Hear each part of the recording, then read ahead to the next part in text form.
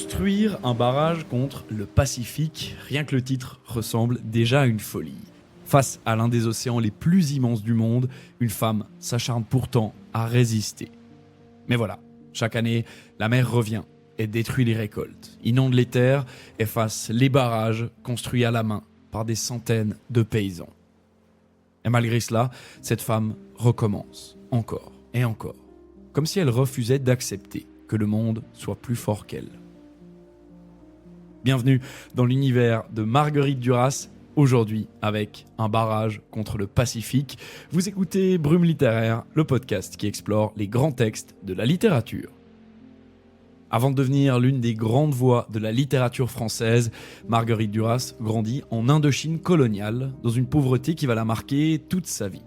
Son père meurt lorsqu'elle est encore enfant, et sa mère achète quelques années plus tard une concession au Cambodge, persuadée qu'elle pourra enfin offrir un avenir à ses enfants. Mais la terre est mauvaise, mais le sel brûle toutes les cultures, les barrages cèdent les uns après les autres, et la famille s'enfonce lentement dans la misère, l'épuisement, et parfois même une forme de folie. C'est en 1950 que Marguerite Duras transforme cette histoire en roman, avec Un barrage contre le Pacifique, son premier grand succès, qui manque de peu de remporter le prix Goncourt. Mais ce livre dépasse très vite le simple récit autobiographique, parce que ce barrage devient peu à peu autre chose, le symbole d'une lutte impossible, une lutte contre la mer, contre la pauvreté, contre tout le système colonial, et peut-être même contre le réel lui-même.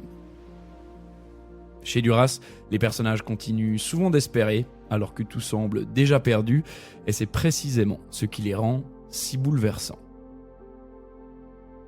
Alors, comme d'habitude, plongeons dans le texte par son résumé, avant d'en analyser les thématiques principales, pour essayer de comprendre pourquoi ce texte résonne encore aujourd'hui. Alors pour poser le contexte, on est en Indochine, dans la région de la plaine de Ram, où une institutrice française habite avec ses deux enfants, Joseph, âgé d'une vingtaine d'années, et Suzanne, âgée de 16 ans. Ils habitent dans une concession au bord de la mer de Chine, que la mer ne va cesser d'appeler dans ce récit l'océan Pacifique, sans doute pour lui donner encore plus de force et pas mal de prestige aussi. C'est séduit par la vie coloniale que cette institutrice a quitté la France pour l'Indochine avec son mari, mais ce dernier décède assez rapidement, laissant une mère seule avec ses deux enfants. Et c'est là que commence notre récit avec une scène bien particulière, la mort d'un cheval.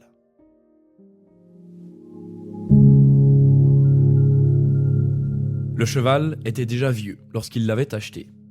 Trop vieux pour tirer quoi que ce soit, trop vieux pour travailler sous cette chaleur, trop vieux même pour porter de vrais espoirs. Mais pourtant, cette famille, qu'on va lentement apprendre à connaître, n'a presque plus rien. Et ce cheval, même s'il est vieux et même si on le sent faible, il représente encore une possibilité. On se dit que peut-être qu'avec lui, on pourra transporter des marchandises jusqu'à Ram, un petit village qui se trouve à quelques kilomètres de là où ils habitent. Les possibilités s'ouvrent désormais. On imagine déjà gagner un peu d'argent et surtout, sortir de cette immobilité que la solitude impose. Enfin, quelque chose était sur le point de bouger. Mais dans ce texte-là, les rêves naissent souvent déjà condamnés, puisque le cheval tient à peine 8 jours avant de mourir. Et cette mort occupe déjà les toutes premières lignes du récit. On lit les espoirs de cette petite famille, alors qu'on sait déjà que leurs rêves vont se briser. Et ce début, il est remarquable parce qu'il contient déjà tout le roman. Cet animal épuisé, usé jusqu'à l'os, qui continue malgré tout à avancer, alors qu'il n'en a plus la force, eh bien il annonce discrètement quelque chose. Puisque bien plus tard, on retrouvera presque la même image avec la mère elle-même. Une femme détruite, obstinée, incapable pourtant d'abandonner sa lutte contre la mer. Mais chaque chose en son temps, revenons au début du récit. Avec la mort de ce cheval, le roman nous enferme dans la plaine, avec ce sentiment de ne jamais pouvoir en sortir. Une plaine brûlée par le sel, une terre où rien ne pousse vraiment. Il fait chaud en permanence et l'air semble immobile. Le bungalow familial où ils habitent tombe lentement en ruine, au milieu d'un paysage écrasé par la fatigue et la pauvreté. Et comme bien souvent dans la littérature, et dans la vraie vie aussi, les lieux et les décors influencent. Certains diront peut-être même qu'ils contaminent les personnages eux-mêmes. Ils stagnent tant physiquement que psychiquement. Chez Duras, les lieux ne servent jamais simplement de décor, les journées se ressemblent et les rêves tournent en rond.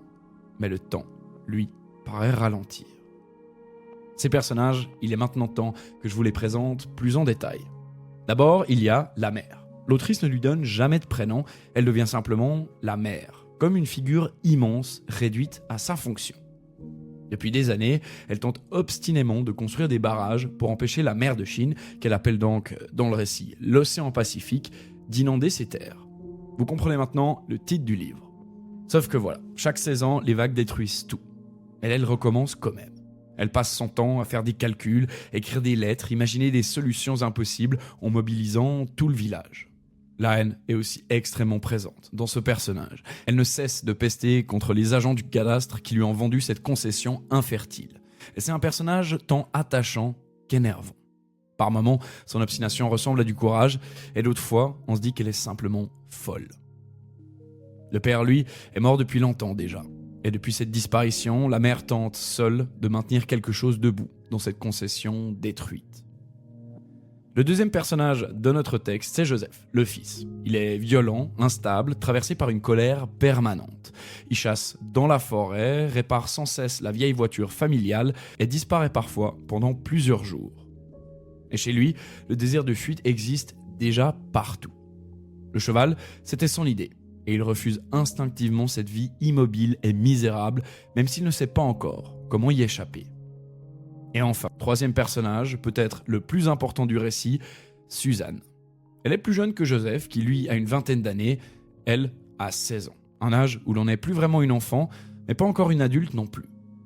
Elle est assez passive et passe plus de temps à observer qu'à parler.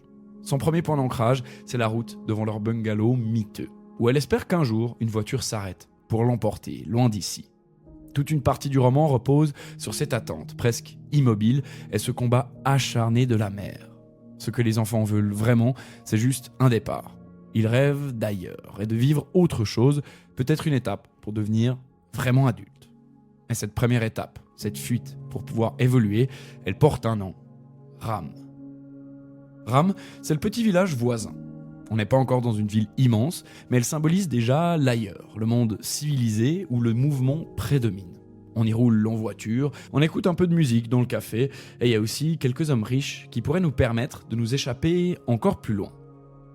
Alors, après la mort du cheval, ils décident de faire une petite excursion à Ram, et c'est à ce moment-là que le roman change brusquement de rythme.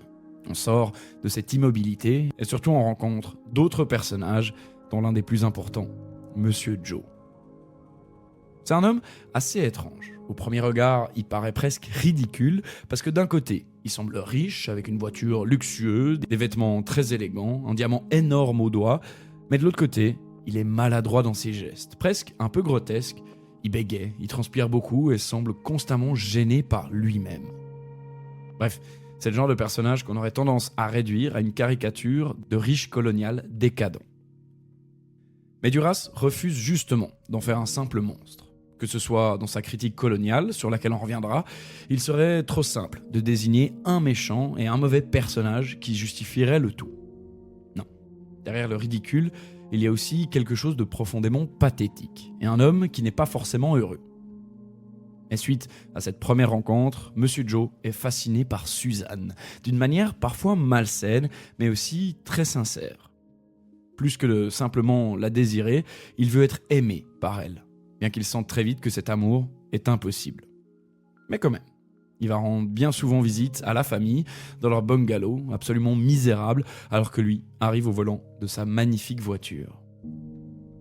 La mère, elle, y voit tout de suite une opportunité à ne pas rater.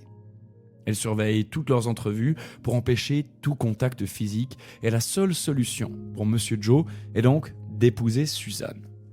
De cette manière, la mère saura sa fille en sécurité financière, bien loin de ce monde qui l'enfermait jusqu'alors. Et c'est en cela que cette rencontre représente un changement radical dans le roman. En fait, petit à petit, Suzanne commence à se voir autrement, et notamment à travers le regard des autres. Puisque dans la plaine, elle attendait simplement qu'une voiture s'arrête un jour devant le bungalow, elle était coincée dans son cercle familial et dans ses propres illusions. À Ram, tout semble différent. puisque ses rêves commencent soudain à prendre une forme concrète. Et ce changement, c'est Monsieur Joe, qui lui, de son côté, rentre dans le jeu de la mère et va essayer presque de soudoyer Suzanne en lui offrant des beaux objets et des beaux habits. Donc maintenant, qu'est-ce qu'elle doit faire ? Elle sait qu'elle ne va pas aimer cet homme, et pourtant, il représente pour elle cet ultime espoir de s'en sortir. Et ce contraste, il est aussi très matériel. Il y a la voiture de Monsieur Joe, qui est belle et brillante. Il y a aussi le beau diamant qu'il a à son doigt et qui semble être une sorte de promesse absurde de richesse et d'ascension sociale. Alors qu'on se le dise, il y a quand même un gros contraste entre la mère de Suzanne, qui se bat contre un problème concret, c'est-à-dire l'eau salée qui rend sa terre incultivable, et de l'autre côté, la jeune fille qui se rapproche d'un homme qui a cette pierre précieuse, symbole de luxure, mais aussi d'inutilité. Ce caillou, en réalité, ne sert à rien, sauf dans sa dimension symbolique. Mais voilà, ce sont deux combats perdus d'avance. On y reviendra. Parmi tous ces objets qu'il faut citer, il y a aussi le phonographe de Monsieur Joe, qui devient l'un des objets les plus importants du roman. Un ailleurs encore plus grand qu'initialement imaginé se profile à travers ses voix et ses sons que l'on peut entendre. L'ailleurs se rapproche et Suzanne sent que ce monde lui ouvre ses portes. Mais voilà, plus elle s'approche de cet univers, plus quelque chose devient ambigu. Parce qu'elle comprend progressivement que le regard des autres peut lui donner une existence, mais aussi la transformer elle-même en objet. Et c'est une idée qui explose dans l'une des scènes les plus célèbres du roman, la scène de la salle de bain. Pour poser le contexte, Suzanne et Monsieur Joe entretiennent donc une relation platonique jusqu'alors, un peu stérile et animée par son désir de la posséder et le désir de Suzanne de découvrir un autre monde. Et un jour, alors qu'elle prend son bain, Monsieur Joe lui demande de le laisser la voir nue. La scène est étrange, un peu inattendue. Il insiste et Suzanne hésite, peut-être aussi par crainte de ce qu'elle pourrait perdre si elle n'accède pas à sa demande. Et dans ce passage qu'il faut absolument que vous lisiez un jour, Duras ne tombe pas dans la simplicité. Les sentiments et surtout leur complexité y sont développés. Suzanne, elle, ressent à la fois du dégoût, de la peur, mais aussi une forme de curiosité troublante. Pour la première fois, elle sent qu'un homme la regarde véritablement comme une femme. Et à travers cette demande, qui la choque initialement, le désir semble possible pendant quelques instants. Mais là, où le rapport est malsain, c'est que Monsieur Joe lui offre le phonographe en échange de la voir nue, quelques instants.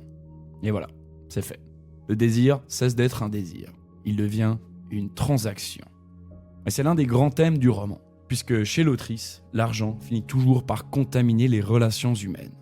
Que ce soit le corps, le désir ou encore l'amour, tout semble progressivement entrer dans une logique d'échange, parfois même de prostitution diffuse.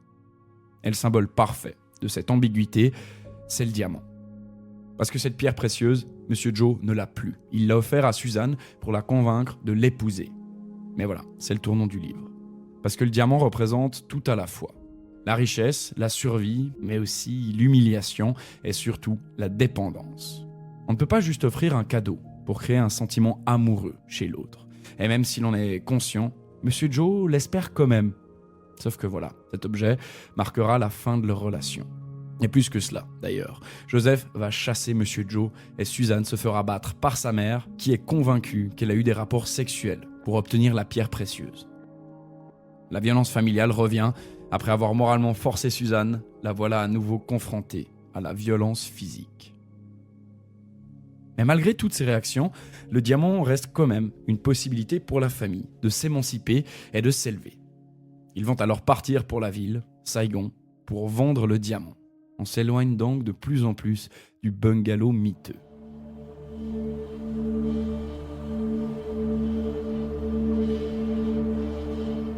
Et les voilà arrivés à Saigon.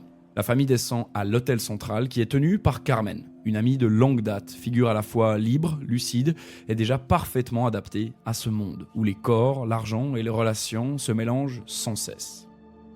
Carmen connaît bien Joseph, elle connaît aussi la famille et elle comprend que Suzanne doit sortir de l'emprise de sa mère ou du moins apprendre à exister autrement qu'à travers ses attentes, cette misère et son obsession des barrages qui ne peut pas aboutir.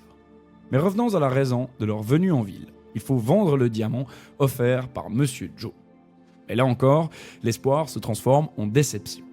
Les bijoutiers examinent la pierre et découvrent qu'elle contient un défaut, un crapaud, comme on dit, qui en fait brutalement chuter la valeur. Ce diamant, que la mère imaginait pouvoir vendre pour une somme immense, ne vaut en réalité pas grand-chose. Mais vous commencez à la connaître, elle s'acharne, comme toujours. Elle passe de bijouterie en bijouterie, tente de négocier, refuse de céder, comme si elle pouvait encore arracher au monde la somme qu'elle estime lui être due. Et pendant ce temps-là, Suzanne en profite pour découvrir la ville. Carmen, qui l'a prise sous son aile, l'encourage à prendre son indépendance vis-à-vis de sa mère, et pour ce faire, elle va la soutenir à tous les niveaux. Elle lui donne aussi des vêtements plus élégants et l'encourage à se promener dans les hauts quartiers, là où circulent les riches, les Européens bien habillés, les femmes qui semblent appartenir naturellement à ce monde dont Suzanne pourtant reste exclue. Mais voilà, cette première promenade est violente puisque notre protagoniste ne se sent pas élevé par la ville, mais plutôt jugé. C'est vraiment à ce moment-là qu'elle prend conscience de sa pauvreté, de son corps qu'elle ne maîtrise pas totalement et qu'elle bouge maladroitement. La différence sociale semble lui coller à la peau, et là où elle pensait découvrir le luxe, c'est plutôt la honte qui prend le dessus. Le seul véritable refuge pour elle reste le cinéma.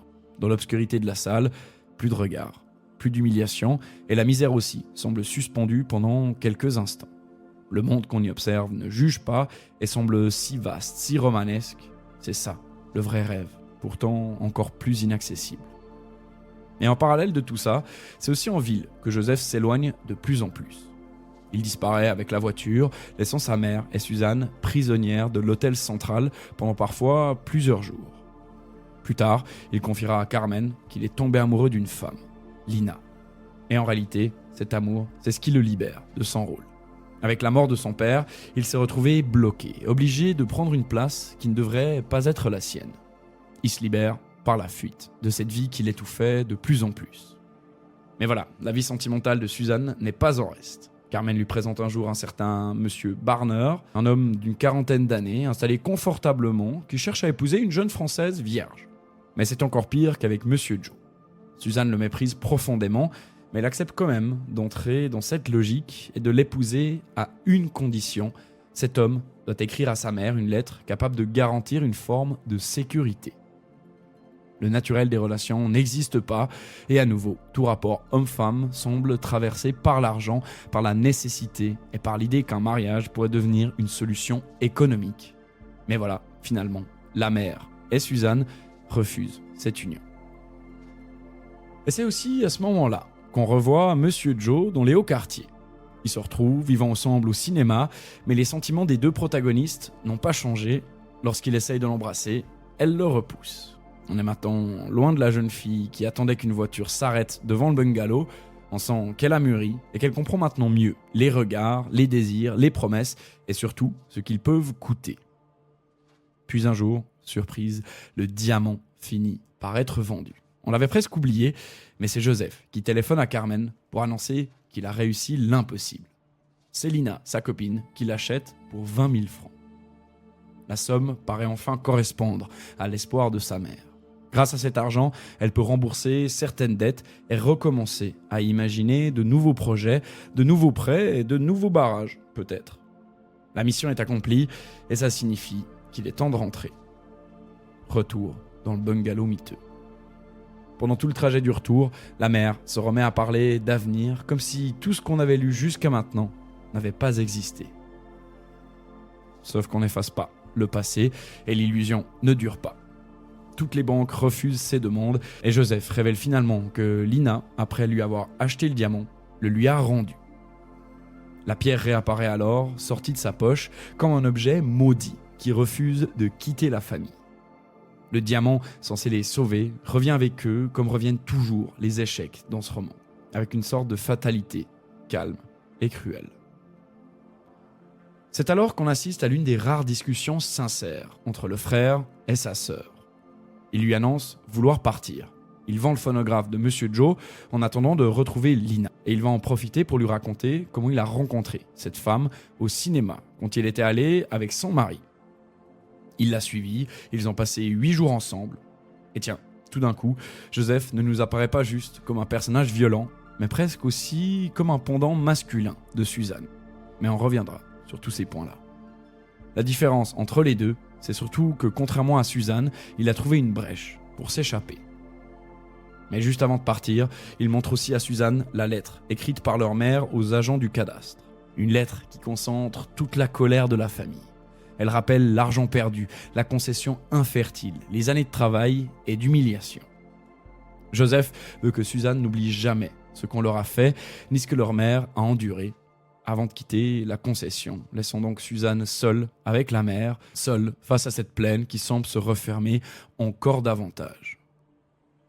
Et peu de temps après, la mère tombe malade et reste alitée de plus en plus souvent, de plus en plus longtemps. Tandis que Suzanne, comme au début du roman, elle continue d'attendre qu'une voiture s'arrête sur la piste. C'est alors qu'Agosti, un homme de la plaine, entre davantage dans sa vie. La mère lui demande de l'aider à vendre le diamant et en parallèle, Suzanne se rapproche de lui. Avec cet homme, quelque chose à nouveau se déplace. On n'a toujours pas un amour absolu. C'est toujours pas le grand départ rêvé, mais une étape de plus qu'elle franchit. C'est avec lui qu'elle va vivre sa première nuit d'amour. Sauf que, sans transition, elle lui annonce qu'elle ne l'épousera pas.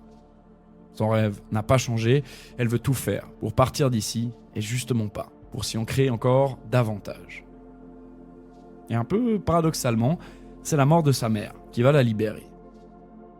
Un soir, alors qu'elle revient avec Agosti, il découvre la mère plongée dans le coma, et quelques heures plus tard, elle meurt. Un décès sobre et silencieux, marqué par l'absence des autres personnages. Vous le devinez, cette scène très précise fait bien sûr écho à la toute première du roman. Comme le cheval, elle a tenu jusqu'à l'épuisement. Elle a lutté plus encore qu'elle ne le pouvait, contre la mer, contre l'océan, contre l'administration, contre la misère, contre l'évidence même de l'échec. On tourne les dernières pages du roman pour retrouver Joseph, qui revient brièvement pour l'enterrement. Sa famille, il l'a pas oublié. Et il veut même plus que cela. Il veut que la colère de sa mère perdure à travers les autres habitants de la plaine. Agosti, de son côté, demande alors à Suzanne de rester avec lui, mais elle refuse. Pour elle, c'est le moment idéal pour partir. Elle veut rejoindre la ville aux côtés de Joseph et de Lina. Et c'est comme ça que le roman se termine. Un échec, encore un, avec les barrages qui ont cédé et la mort de cette mère, de ce personnage si ambigu. Pourtant, dans cet univers où tout semble condamné à l'échec, le simple départ de Suzanne devient déjà une forme de libération.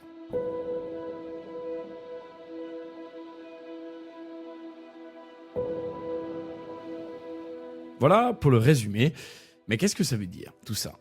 Parce que maintenant qu'on a terminé le roman, on se rend compte que Marguerite Duras raconte beaucoup plus qu'une simple histoire familiale.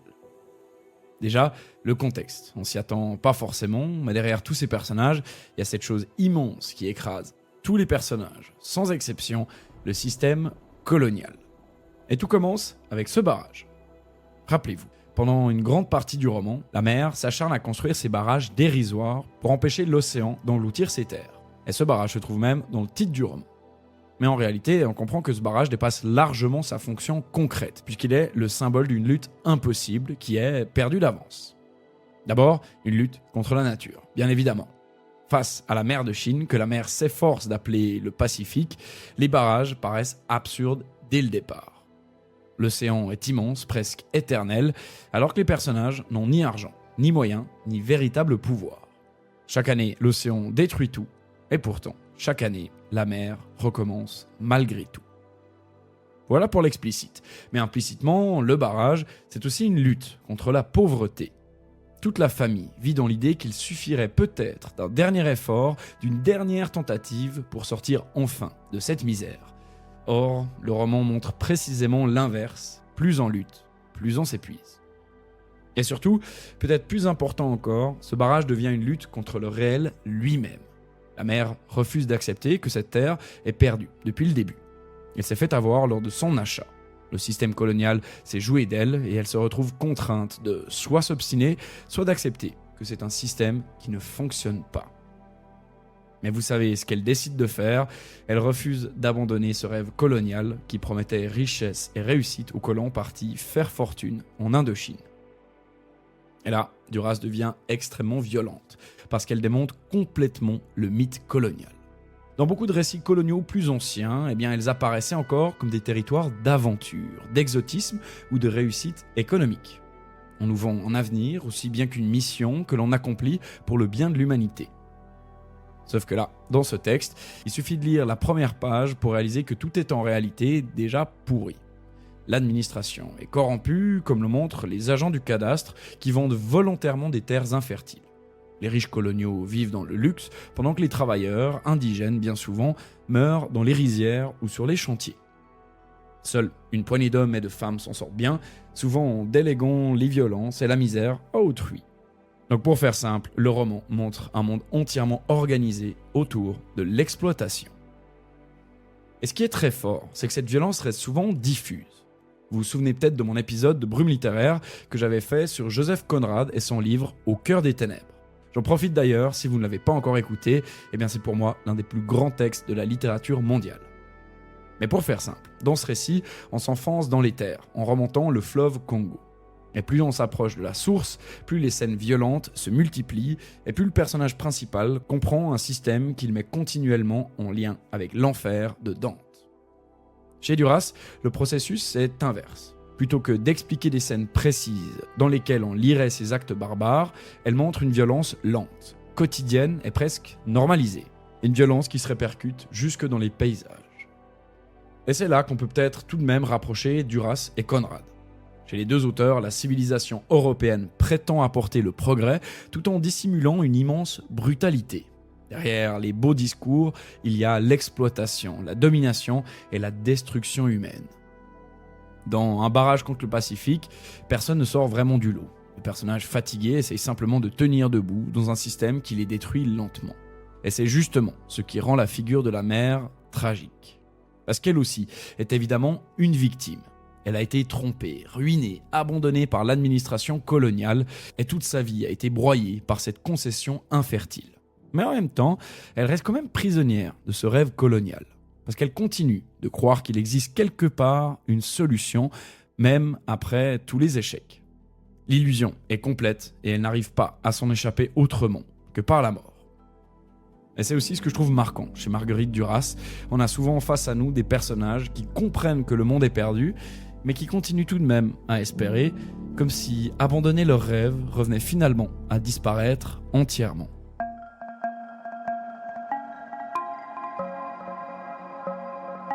C'est aussi un immense roman sur le désir et plus précisément sur la manière dont une jeune fille apprend progressivement à exister dans et par le regard des autres. Parce qu'au fond, quand on y repense, tout le parcours de Suzanne tourne autour de cette question: comment devenir quelqu'un dans un monde qui vous écrase ou vous ignore? Au début du roman, elle est encore dans une forme d'attente passive. En lien aussi avec son âge, elle subit les illusions de sa mère et elle regarde continuellement la route devant le bungalow en espérant qu'une voiture s'arrête pour l'emmener voir ce qui existe ailleurs. Elle est encore entre l'enfance et l'âge adulte, mais le roman de Duras va la transformer page après page. Et cette transformation passe justement par le regard des autres. C'est particulièrement visible avec Monsieur Joe. Pour la première fois, un homme la regarde réellement, comme une femme et non comme une fille ou comme une sœur. Et ce regard produit quelque chose de très ambigu, qui est aussi étrangement décrit par l'autrice. Suzanne découvre qu'être désirée lui donne une forme d'existence nouvelle, comme si elle devenait enfin visible. Mais cette visibilité vient aussi avec tous les défauts qu'on lui connaît. Parce qu'au moment même où Suzanne accède à cette nouvelle existence, elle comprend aussi que ce regard peut la réduire à un objet. Et c'est d'ailleurs tout le sens de la scène de la salle de bain, qui repose sur cette tension. Il y a ce désir de vivre quelque chose de nouveau, mais le vrai problème, c'est que Monsieur Joe lui offre un phonographe en échange. La nudité devient alors une simple transaction, et Suzanne refuse d'être achetée et de devenir une valeur que l'on échange. Et c'est aussi cette scène qui donne au roman sa modernité. Parce que Duras montre comment le désir féminin peut être constamment récupéré, presque transformé en marchandise par le monde social autour de lui, et très fréquemment aussi par le regard masculin qu'on porte sur elle. Vous trouverez d'ailleurs dans ce roman que très peu de grandes discussions amoureuses ou sentimentales de la part de Suzanne. Chez elle, les émotions passent surtout par les sensations. Par la musique d'abord, mais aussi bien évidemment par le cinéma. qui joue un rôle immense avec ses images romantiques qui nourrissent les rêves de Suzanne. Et puis aussi, il y a les objets. La voiture de Monsieur Joe, le diamant, le phonographe, les robes, les lumières de la ville. Bref, chez Duras, le désir circule dans les regards, dans les silences et dans les matières, beaucoup plus que dans les mots eux-mêmes. Et pour toute personne qui a déjà lu ce roman, je pense que vous vous souvenez bien de cette atmosphère étrange qui traverse tout le texte. Et je pense que c'est justement dû à cela. Mais on y revient. Cette sensualité reste constamment contaminée par l'argent et ça reste aussi l'une des vérités que nous fait comprendre le livre. Il n'existe presque aucune relation totalement innocente dans la vie, ou en tout cas dans un barrage contre le Pacifique. Derrière le désir apparaît toujours une logique d'échange, de pouvoir ou de survie. Monsieur Joe offre des cadeaux à Suzanne, la mère espère vendre le diamant pour sauver la famille, et même les relations amoureuses semblent traversées par des rapports économiques invisibles. L'autrice décrit ainsi une forme de prostitution diffuse qui dépasse largement la sexualité elle-même, puisque tout le monde vend quelque chose, que ce soit son corps, ses rêves, son avenir ou simplement sa dignité pour continuer à survivre. L'autrice ne condamne selon moi pas vraiment les personnages qui prennent part à ces transactions, car elles le font pour continuer à vivre et essayer de se frayer un chemin. Elle critique plutôt tout le système qui nous impose ces transactions. Il faut apprendre à vivre avec ces contraintes qui nous figent dans un rôle ou une position qu'on préférait souvent ne pas avoir. Et d'ailleurs, on entend parfois que le livre est une sorte de roman d'apprentissage dans lequel les personnages apprennent des choses et progressent dans le monde qui les entoure.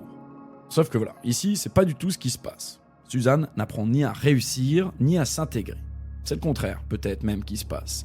Plus elle découvre le monde colonial, plus elle apprend sa violence et son hypocrisie.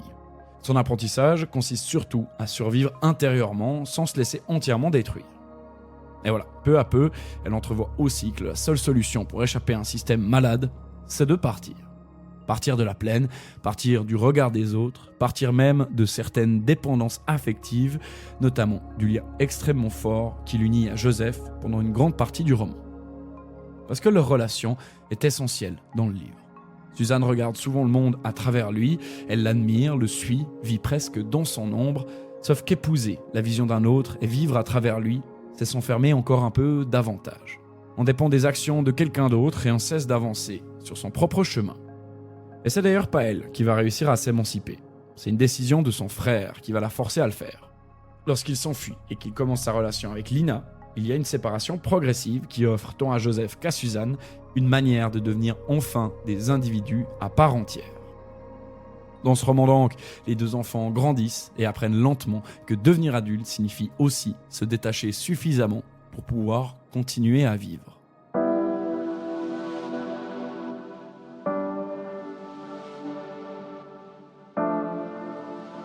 On pourrait parler de ce livre pendant encore des heures, tant les thématiques y sont riches, mais il y en a une dernière dont j'aimerais parler aujourd'hui avec vous. Parce que plus on avance dans un barrage contre le Pacifique, plus on comprend que ce roman parle aussi de mémoire. Cette mémoire n'est pas parfaitement fidèle ou documentaire, mais plutôt transformée par le regard de l'écrivaine et remodelée par les émotions, les souvenirs et le temps. Cette idée apparaît notamment à travers le cinéma, qui occupe une place essentielle dans le texte.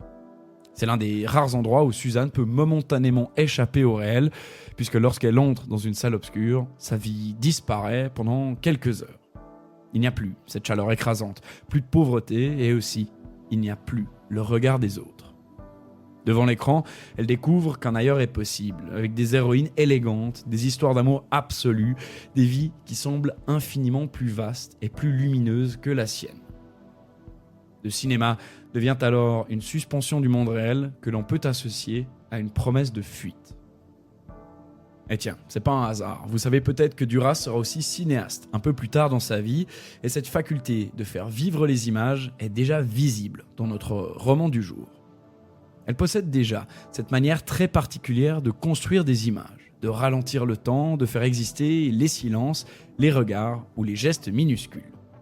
On retrouve dans ce texte tout ce qui traversera ensuite son œuvre. Les répétitions, chères à son style, les scènes suspendues, les personnages enfermés dans leurs souvenirs, et cette impression constante que le passé continue de hanter le présent. Parce qu'on le rappelle, ce livre est le premier grand succès de Marguerite Duras et il est antérieur à ses autres grands textes comme par exemple Moderato Cantabile, Le ravissement de Lolwestein ou encore L'amant qui paraîtra 34 ans plus tard. C'est comme si ce premier grand texte, ce premier succès devait passer par une autrice qui revient vers sa propre enfance.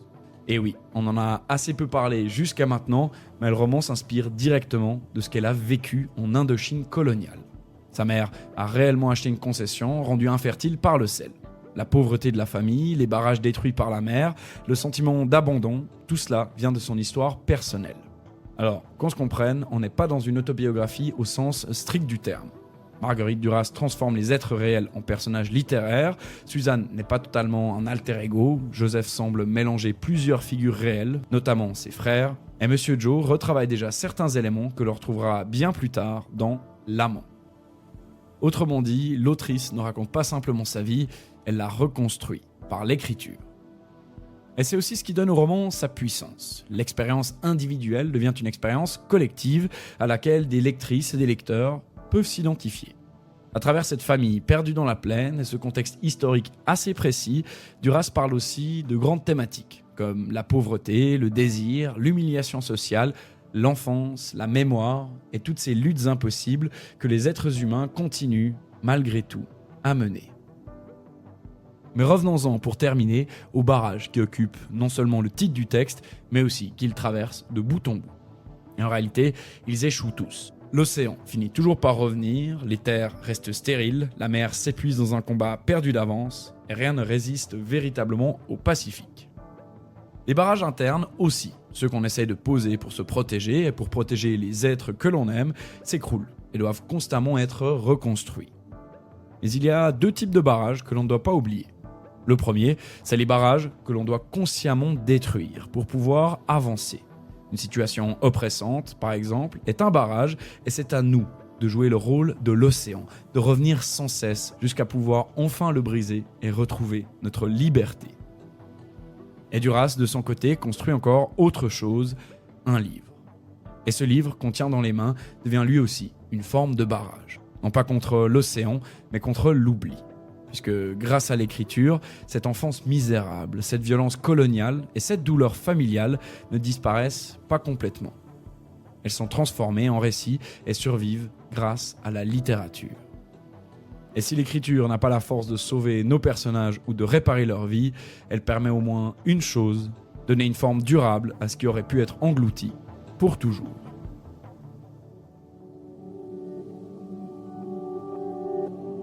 Au fond, c'est peut-être tout ça qui rend un barrage contre le Pacifique aussi bouleversant aujourd'hui. Parce que le roman raconte évidemment l'histoire d'une famille détruite par la pauvreté, par la fatigue, mais surtout par un système colonial profondément injuste. Il raconte aussi une adolescence, celle de Suzanne, qui découvre peu à peu le désir, le regard des autres et la difficulté de trouver sa place dans un monde où tout semble déjà décidé d'avance. Mais surtout, ce livre pose une question beaucoup plus vaste. Comment continuer à vivre quand tout paraît perdu dès le départ ? On a vu des personnages qui avancent malgré l'échec, qui continuent à espérer alors même que les barrages s'effondrent, que les rêves se fissurent et que le réel finit par reprendre sa place. Cette obstination, c'est elle qui donne au roman sa force émotionnelle. Parce qu'on dépasse l'Indochine coloniale ou le récit personnel de l'autrice. Les thématiques, plus larges, sont celles qui nous restent après la lecture du roman, ces luttes humaines que l'on poursuit parfois simplement pour ne pas disparaître complètement. Le barrage n'a jamais arrêté la mer, mais des années plus tard, Marguerite Duras a construit un livre, et celui-là, il a tenu. Merci d'avoir écouté cet épisode de Brume littéraire. Si cet épisode vous a plu, vous pouvez soutenir le podcast en laissant une note de 5 étoiles sur Spotify ou Apple Podcast. Vous pouvez aussi partager l'épisode autour de vous et découvrir aussi tous les autres livres dont j'ai parlé dans ce podcast. Abonnez-vous bien sûr pour ne rien rater. Et d'ici au prochain épisode, je vous dis bonne lecture.